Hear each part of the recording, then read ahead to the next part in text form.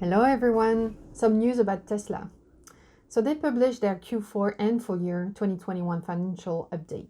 Tesla compared their Q3 metrics with other EV OEMs, and they said that they have achieved the highest operating margin across all volume OEMs.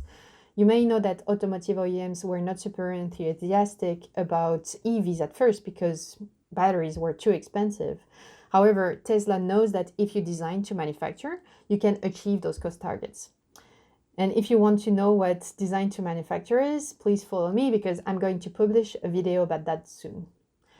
So here is a chart where you can see Tesla's operating margin completely taking over from the other OEMs, including Toyota. That's really impressive. So essentially, Elon Musk proves that innovations in manufacturing paired with, and I quote, purpose-built vehicles and factories were a viable solution to the EV expense problem.